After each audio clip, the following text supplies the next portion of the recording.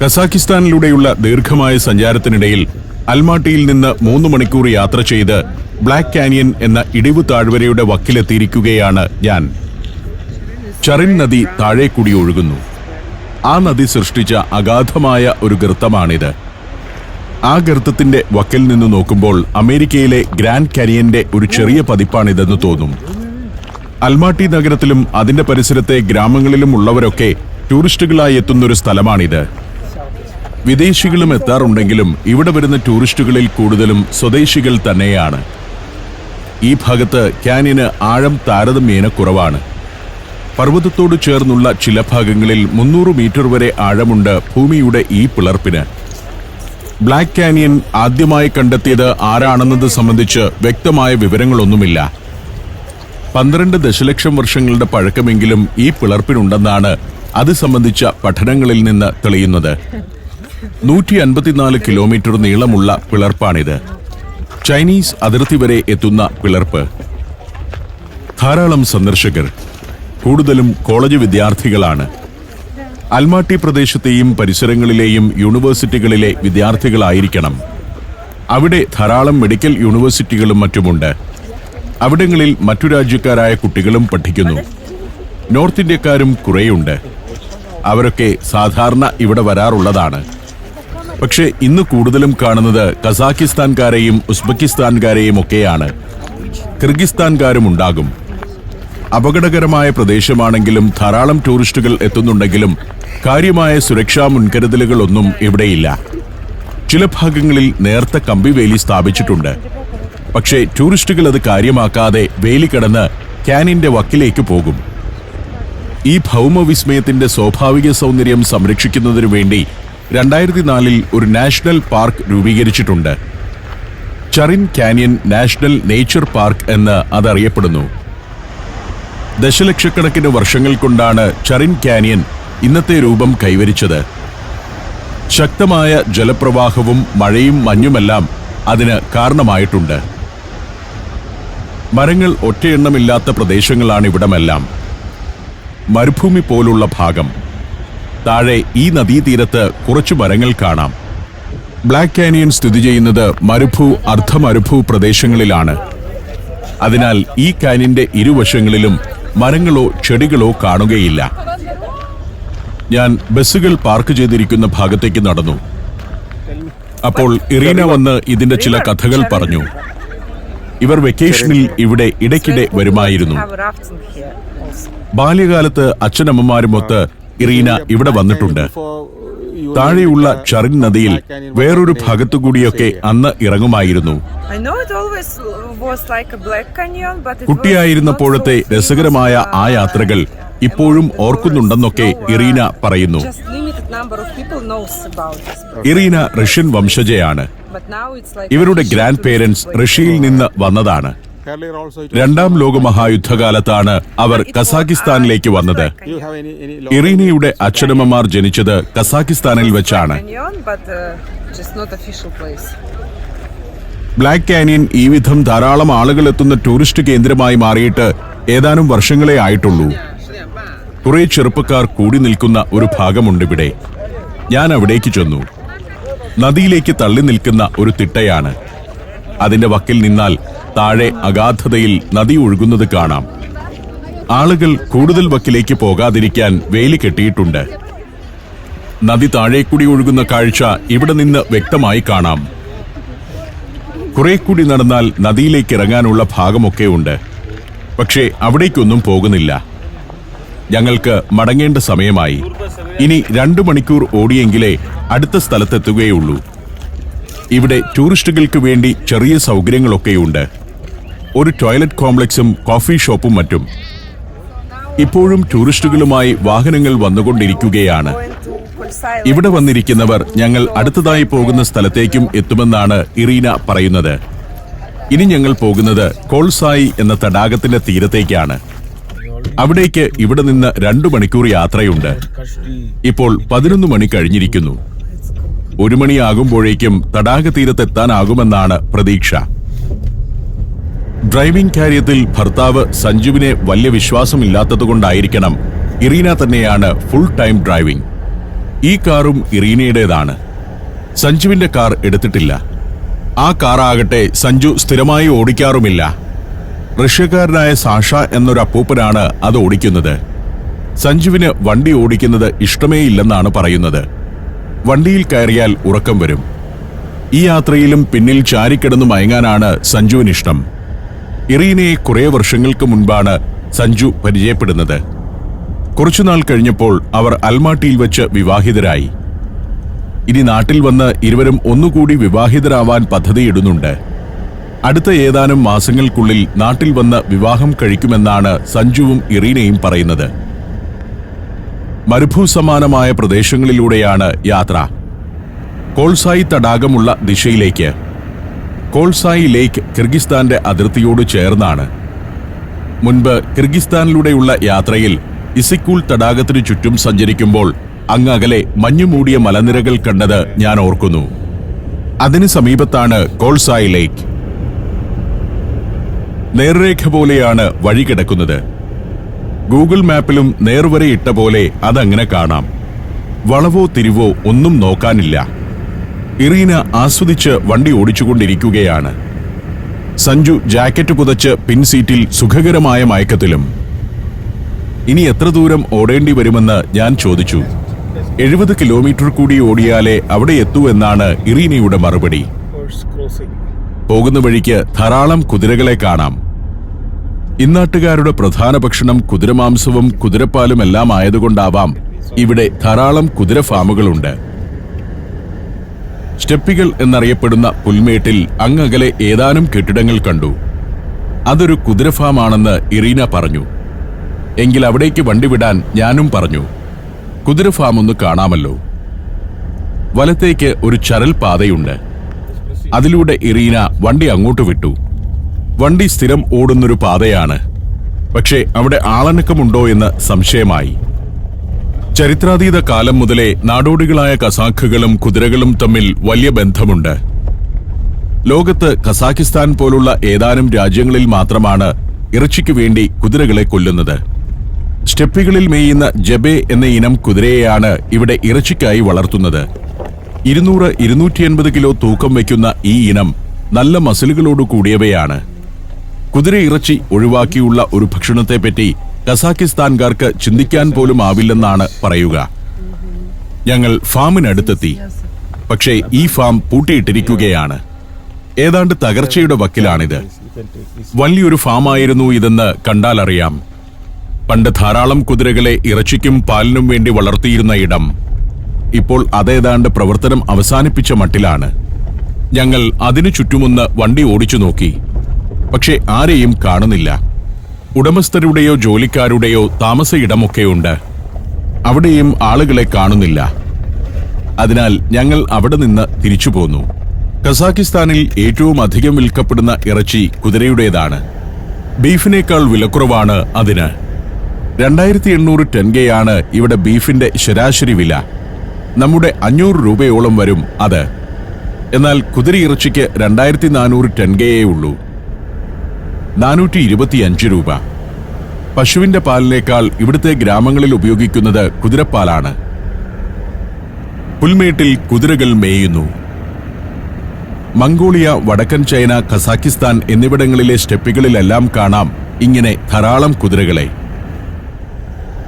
ഇത്തരം സ്റ്റെപ്പുകളിൽ അഥവാ പുൽമേടുകളിൽ അലഞ്ഞു നടന്നിരുന്നവരാണ് ഇന്നത്തെ കസാഖുകളുടെ മുൻ തലമുറകൾ. അങ്ങകലെ മലഞ്ചെരുവിൽ ഒരു ഗ്രാമം കാണാം. പശുക്കളുടെ ഫാമുകളും ഇവിടങ്ങളിലുണ്ട്.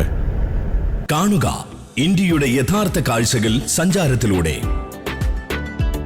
ഇന്ത്യയിലെ 13 സംസ്ഥാനങ്ങളിലൂടെയുള്ള സഞ്ചാരം ഇപ്പോൾ പെൻഡ്രൈവിൽ ലഭിക്കുന്നു. ജമ്മു കാശ്മീർ, മഹാരാഷ്ട്ര, ആന്ധ്രാപ്രദേശ്, വെസ്റ്റ് ബംഗാൾ, രാജസ്ഥാൻ, ഗുജറാത്ത്, ഡൽഹി, ഉത്തർപ്രദേശ്, തമിഴ്നാട്, പഞ്ചാബ്, ഹിമാചൽ പ്രദേശ്, കർണാടക, ഉത്തരാഖണ്ഡ്. സഞ്ചാരം ഇന്ത്യ 3 പെൻഡ്രൈവുകൾ. ഇപ്പോൾ ആകർഷകമായ ഡിസ്കൗണ്ട്. ചരിത്രവും ഐതിഹ്യങ്ങളും യഥാർത്ഥ ജീവിതവും ഒത്തുചേരുന്ന ഇന്ത്യൻ കാഴ്ചകളുടെ ഈ അസുലഭ ശേഖരം സ്വന്തമാക്കാൻ 9995442222 എന്ന നമ്പറിലേക്ക് ഇന്ത്യ എന്ന് SMS ചെയ്യൂ. ഇപ്പോൾ ഞങ്ങൾ ഒരു ഗ്രാമത്തിലേക്ക് എത്തിയിരിക്കുന്നു. കുറെ വീടുകളും മരക്കൂട്ടങ്ങളും ഒക്കെ കാണുന്നുണ്ട്. ജലനാഷ് എന്നാണ് ഈ ഗ്രാമത്തിന്റെ പേര്. 700ഓളം ആളുകൾ വസിക്കുന്ന ഗ്രാമമാണ് ജലനാഷ്. ഒരു വലിയ കോളേജും സ്കൂളും സാമാന്യം വലിയൊരു മാർക്കറ്റുമെല്ലാമുള്ള ഗ്രാമം. സോവിയറ്റ് യൂണിയനിൽ നിന്ന് സ്വതന്ത്രമായിട്ട് 3 ദശകങ്ങൾ കഴിഞ്ഞെങ്കിലും കസാക്കിസ്ഥാനിലെ ഇത്തരം ഗ്രാമങ്ങളിലൊന്നും വലിയ മാറ്റങ്ങൾ ഉണ്ടായിട്ടില്ല. കൂട്ടുകൃഷി സമ്പ്രദായം അവസാനിപ്പിച്ച് ആളുകൾക്ക് കൃഷിഭൂമി സ്വന്തമായതും മതസ്വാതന്ത്ര്യം ലഭിച്ചതുമൊക്കെ ഇവർക്ക് ഗുണകരമായിട്ടുണ്ട്. എങ്കിലും ഗ്രാമങ്ങളിലെ ജീവിത നിലവാരം വലിയ തോതിലൊന്നും ഉയർന്നിട്ടില്ല. തകരം മേഞ്ഞ മേൽക്കൂരയുള്ള ഒറ്റനില വീടുകൾ, ചില യുർട്ട് ഹൗസുകൾ കാണാം. വല്ലപ്പോഴും ടൂറിസ്റ്റുകൾ വന്ന് താമസിക്കുന്ന വില്ലേജുകളാണിത്. ബ്ലാക്ക് ക്യാനിനും കോൾസായി തടാകത്തിനും ഇടയ്ക്കുള്ള ഗ്രാമങ്ങളായതുകൊണ്ട് ടൂറിസ്റ്റുകൾക്ക് ഹോം സ്റ്റേകളും മറ്റും ഒരുക്കിയിരിക്കുന്നു. ഇപ്പോൾ ധാരാളം ടൂറിസ്റ്റുകൾ ആ സൗകര്യങ്ങൾ ഉപയോഗപ്പെടുത്തുന്നുമുണ്ട്. ടൂറിസത്തെ പ്രധാന വരുമാനമാർഗമാക്കാനുള്ള പദ്ധതികൾ ആവിഷ്കരിച്ചുകൊണ്ടിരിക്കുകയാണ് ഈ രാജ്യം. വീടിന് പുറത്തൊന്നും ആളുകളെ കാണുന്നില്ല. അപൂർവം ചില കടകളുടെ സമീപം 1-2 ആളുകളുണ്ട്. ജനസംഖ്യ തീരെ കുറവായിരിക്കും ഇത്തരം ഗ്രാമങ്ങളിൽ. ജനങ്ങൾ ഗ്രാമം ഉപേക്ഷിച്ച് നഗരങ്ങളിലേക്ക് ചേക്കേറുന്ന പ്രവണത ഇവിടെ വ്യാപകമാണിപ്പോൾ. വഴിയോരത്ത് ഒരു മോസ്ക് കാണാം. മുസ്ലിങ്ങളാണ് ഇത്തരം ഗ്രാമങ്ങളിൽ കൂടുതലുമുള്ളത്. സോവിയറ്റ് യൂണിയന്റെ തകർച്ചയ്ക്ക് ശേഷമാണ് കസാക്കിസ്ഥാന്റെ നഗരങ്ങളിലും ഗ്രാമങ്ങളിലും മോസ്കുകളും മതസ്ഥാപനങ്ങളുമൊക്കെ വ്യാപകമായത്. യുർട്ട് ഹൗസുകൾ മിക്കവാറും എല്ലാ പറമ്പിലും കാണാം. ടൂറിസ്റ്റുകൾക്ക് വേണ്ടി ഒരുക്കി വെച്ചിരിക്കുന്നതാണ് അതെല്ലാം. പണ്ട് കസാക്കുകൾ താമസിച്ചിരുന്നത് അത്തരം വട്ടക്കൂടാരങ്ങളിലാണല്ലോ. മിക്കവാറും വീടുകളുടെ പറമ്പിൽ വൈക്കോൽ കൂനകളുണ്ടാവും. ജലനാഷ് നഗരം പിന്നിട്ടു. ഉടനെ അടുത്ത ഗ്രാമത്തിലേക്ക് എത്തുകയാണ്. ന്യൂസിയെ ബെക്കോവ് ഗ്രാമത്തിലാണ് ഇപ്പോൾ എത്തിയിരിക്കുന്നത്. ഇതും ജനസംഖ്യ നന്നേ കുറഞ്ഞ ഗ്രാമമാണ്. ഇത്തരം ഗ്രാമങ്ങളിൽ നിന്നെല്ലാം ആളുകൾ വലിയ നഗരങ്ങളിലേക്കും മറ്റു രാജ്യങ്ങളിലേക്കുമെല്ലാം കുടിയേറുന്നതാണ് ഇവിടുത്തെ ഇപ്പോഴത്തെ കാഴ്ച. സോവിയറ്റ് കാലത്തുണ്ടായിരുന്ന സാമൂഹിക സുരക്ഷ ഇപ്പോഴില്ല എന്നതാണ് അതിനൊരു കാരണം. സോവിയറ്റ് കാലത്ത് കഠിന ജോലി ചെയ്യുന്ന തൊഴിലാളികൾക്കും 60 വയസ്സു കഴിഞ്ഞ പുരുഷന്മാർക്കും 55 കഴിഞ്ഞ സ്ത്രീകൾക്കും നിശ്ചിത പെൻഷൻ ലഭിച്ചിരുന്നു. കൂടാതെ സൗജന്യ ചികിത്സ, തൊഴിലില്ലായ്മ വേതനം, പാർപ്പിട സൗകര്യം, ഭക്ഷണ സാധനങ്ങളുടെ റേഷൻ എന്നിവയുമുണ്ടായിരുന്നു. സോവിയറ്റ് കാലം അവസാനിച്ചതോടെ അവയിൽ പലതും നിലച്ചു. ഗ്രാമങ്ങളിലേക്ക് സഹായങ്ങളും വികസനവും ഒന്നും എത്താതെയായി. സാമൂഹികമായ ഒരു അരക്ഷിതാവസ്ഥയും സൃഷ്ടിക്കപ്പെട്ടു. ഇവിടെ ഗ്രാമങ്ങൾ ഇപ്പോഴും നേരിടുന്ന പ്രശ്നമാണത്.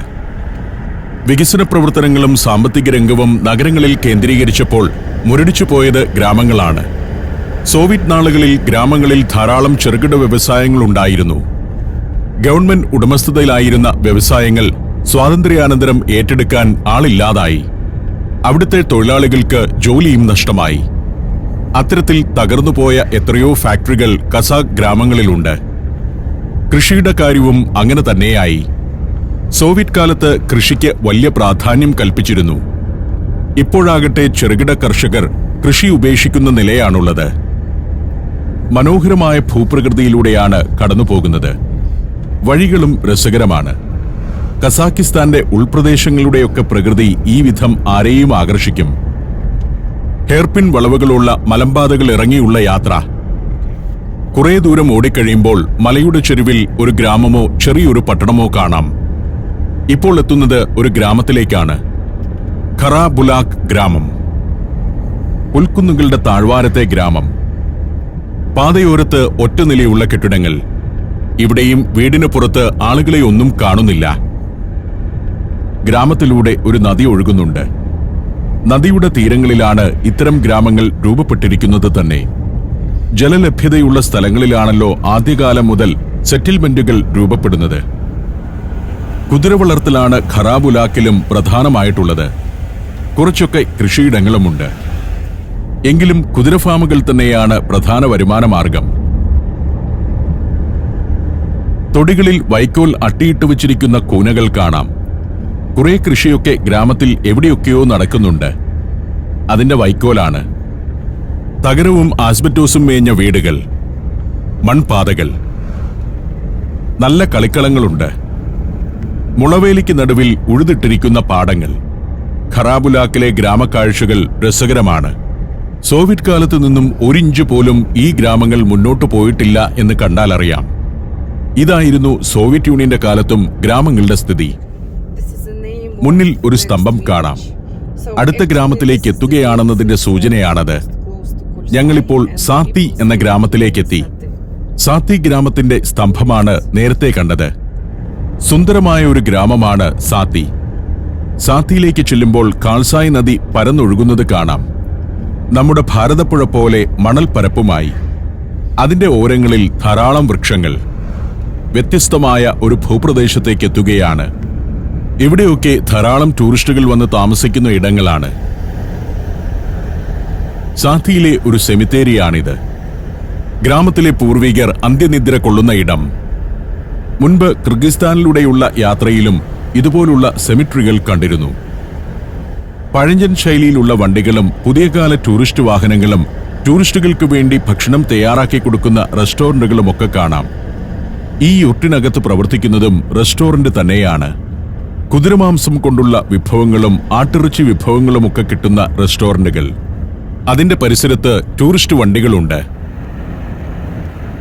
സാത്തി ടൗണിലേക്ക് ഞങ്ങളെത്തി. ഇവിടെ ധാരാളം ഹോം സ്റ്റേകളും ഗസ്റ്റ് ഹൗസുകളുമൊക്കെയുണ്ട്. കോൾസായി ലേക്കിന് തൊട്ടടുത്തുള്ള പ്രധാന ഗ്രാമം ഇതാണ്. United Nations world tourism organisation 2023 മികച്ച ടൂറിസം വില്ലേജായി സാത്തിയെ തിരഞ്ഞെടുത്തിരുന്നു. ഗ്രാമീണരിൽ ഭൂരിഭാഗവും ടൂറിസവുമായി ബന്ധപ്പെട്ട ജോലികൾ ചെയ്താണ് ജീവിക്കുന്നതും. സാത്തി കഴിഞ്ഞാൽ ഉടനെ തന്നെ ഒരു ചെക്ക് പോയിന്റ് ഉണ്ട്. കോൾസായി നാഷണൽ പാർക്കിലേക്ക് കയറുന്നതിന് മുൻപുള്ള ചെക്ക് പോയിന്റാണത്. സ്കൂൾ പോലുള്ള വലിയ കെട്ടിടങ്ങൾ, നീല മകുടങ്ങളോട് കൂടിയ ഒരു മോസ്ക്. ഇന്നാട്ടിലെ മിക്കവാറും ഗ്രാമങ്ങളിലും ഇപ്പോൾ ഒരു മോസ്കെങ്കിലുമുണ്ട്. അതൊക്കെ അടുത്ത കാലത്തുണ്ടായ മാറ്റങ്ങളാണ്. സോവിയറ്റ് യൂണിയന്റെ തകർച്ചയ്ക്ക് ശേഷമുണ്ടായ മാറ്റങ്ങൾ. കിർഗിസ്ഥാനോട് അടുത്ത് കിടക്കുന്ന ഗ്രാമമാണ് സാത്തി. കസാക്കിസ്ഥാനെയും കിർഗിസ്ഥാനെയും ഈ ഭാഗത്ത് വേർതിരിക്കുന്നത് കുൻഗെ അലാത്തു എന്ന മലനിരയാണ്. അതിന്റെ ചെരുവിലാണ് ഈ ഗ്രാമം. മനോഹരമായ ഭൂപ്രകൃതിയും കാഴ്ചകളുമാണ്. ഖുർമേട്ടി എന്ന ഗ്രാമത്തിലേക്കാണ് ഇപ്പോൾ എത്തിയിരിക്കുന്നത്. പുൽമേടുകളാണ് കൂടുതലും. പശു വളർത്തലിനും കുതിര വളർത്തലിനും പറ്റിയ ഇടങ്ങൾ. ഇവിടെയെല്ലാം ധാരാളം ഫാമുകളുമുണ്ട്. വൈക്കോൽ അട്ടിയിട്ട് വച്ചിരിക്കുന്ന തൊടികൾ, ചെറിയ വീടുകൾ. അവയുടെ സമീപം യുർട്ട് ഹൗസുകളും കാണാം. കുർമേട്ടിയിൽ റോഡിൽ നിന്ന് കുറച്ചുള്ളിലേക്ക് മാറി കുറെ യുർട്ടുകളുള്ള ഒരു ടൂറിസ്റ്റ് ക്യാമ്പുണ്ട്. യുർട്ട് ക്യാമ്പ് എന്നാണ് അതിന് പറയുന്നത് തന്നെ. കുതിരയെയും പശുവിനെയും മേയിച്ച് സ്റ്റെപ്പികളിൽ വസിച്ചിരുന്ന കസാക്കുകളുടെ തനതു ജീവിതം ടൂറിസ്റ്റുകൾക്ക് അനുഭവവേദ്യമാക്കുന്ന കൂടാര ക്യാമ്പാണ്. പരിമിതമായ സൗകര്യങ്ങളെ ഉണ്ടാവൂ, എങ്കിലും വ്യത്യസ്തമായ ഒരു അനുഭവമാണല്ലോ. ഈ കാണുന്ന പച്ച പെയിന്റടിച്ച വാതിലുള്ള പെട്ടിയാണ് ഇവിടുത്തെ പൊതു ടോയ്ലറ്റ്. അങ്ങനെയൊക്കെയാണ് കാര്യങ്ങൾ.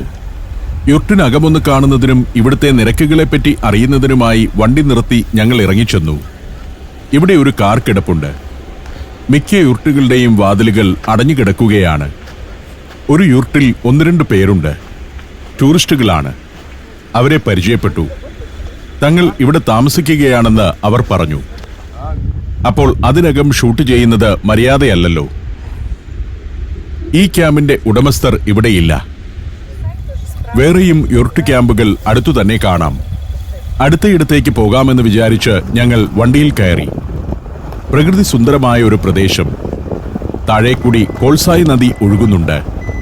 കോൾസായി ലേക്കിൽ നിന്നൊഴുകുന്ന നദിയാണത്. യുർട്ടുകൾ ധാരാളം. ഇത്തരം യുർട്ടുകളിൽ മുൻപ് മംഗോളിയയിൽ പോയപ്പോൾ ഞാൻ താമസിച്ചിട്ടുണ്ട്. ഇറീന യുർട്ടുകൾ കണ്ട മറ്റൊരിടത്തേക്ക് വണ്ടി വിട്ടു. കുർമേട്ടി എന്ന സ്ഥലമാണിത്. ഇതൊരു വലിയ ക്യാമ്പാണ്. കുറെ വട്ടക്കൂടാരങ്ങളും തകരം മേഞ്ഞ ഏതാനും കെട്ടിടങ്ങളും കാണുന്നുണ്ട്. 1-2 കാറുകളും. അവിടെ ചെല്ലുമ്പോൾ ഒരാൾ നിൽക്കുന്നുണ്ട്. അയാൾ കാപ്പിയൊക്കെ കുടിച്ചങ്ങനെ നിൽക്കുകയാണ്. അദ്ദേഹത്തെ പരിചയപ്പെട്ടു. ഐബിയക് എന്നാണ് ഇയാളുടെ പേര്. ഒരു റഷ്യൻ വംശജനാണെന്ന് തോന്നുന്നു. അദ്ദേഹത്തിന്റെ പേരൻസിന്റേതാണ് ഈ യുർട്ട് ക്യാമ്പ്. ഇന്ന് ഞായറാഴ്ചയായതിനാൽ അവർ വേറെ എവിടെയോ പോയിരിക്കുന്നു. അതുകൊണ്ട് അൽമാട്ടിയിൽ ജോലിയുള്ള ഇയാൾ ഇന്നലെ മുതൽ ഇവിടെയാണ്. ഇങ്ങനെ ക്യാമ്പ് ഏൽപ്പിച്ച് അവർ പോയതാണ്. അതുകൊണ്ട് ഇദ്ദേഹം പുതിയ ബുക്കിംഗ് ഒന്നും എടുക്കുന്നില്ല. കുറച്ച് ടൂറിസ്റ്റുകളൊക്കെ ഇവിടെ താമസിക്കുന്നുണ്ട്. പക്ഷേ പല കൂടാരങ്ങളും ഒഴിഞ്ഞുകിടക്കുകയാണ്. സ്റ്റീം ബാത്ത് നടത്തുന്ന കെട്ടിടത്തിൽ നിന്നാണ് പുക പൊങ്ങുന്നത്. ഐബിയക് ഞങ്ങളെ കൊണ്ടുപോയത് ഒരു യുർട്ടിനടുത്തേക്കാണ്. ഇതിൽ ഗസ്റ്റുകളില്ല. അതിനാൽ അത് കാണിക്കാമെന്ന് പറഞ്ഞ് തുറന്ന് അകത്തു കയറി. ഞങ്ങളും പിറകെ കയറി. അകം ചൂടാക്കി നിർത്താനുള്ള ഫെസിലിറ്റിയൊക്കെ ഉണ്ട്. കിർഗിസ്ഥാനിലെ അത്ര ശാസ്ത്രീയമല്ല, മോഡേണൈസ്ഡ് ആണ് ഈ വട്ടക്കൂടാരം. ഇന്നലെ വരെ ഇതിനകത്ത് കുറച്ച് റഷ്യക്കാർ വന്ന് താമസിക്കുന്നുണ്ടായിരുന്നു അത്രേ. അവർ രാവിലെ പോയതേ ഉള്ളൂ. ഐബിയക്കിനോട് വിശേഷങ്ങളൊക്കെ ചോദിച്ചു. അതിഥികൾ നിലത്താണ് കിടക്കുക. മെത്ത വിരിച്ച് കിടക്കുന്നതാണ് പതിവ്. ചുറ്റോടു ചുറ്റും കട്ടിലിടുന്ന കൂടാരവുമുണ്ട്. നടുക്ക് തീയും കത്തിക്കും. അത്തരം പല കൂടാരങ്ങൾ ഞാൻ കിർഗിസ്ഥാനിൽ കണ്ടിരുന്നു. 4 or 5 കട്ടിലിട്ട് ആളുകൾക്ക് കിടക്കാം. ഇവിടുത്തെ യുർട്ടുകൾ അങ്ങനെയുള്ളതല്ല. ആ മനോഹരമായ ഭൂപ്രകൃതിയും യുർട്ടുകളും കണ്ടുകൊണ്ടും ഐബിയക്കിന്റെ വിശേഷങ്ങൾ കേട്ടുകൊണ്ടും ഞങ്ങൾ അവിടെ നിന്നു.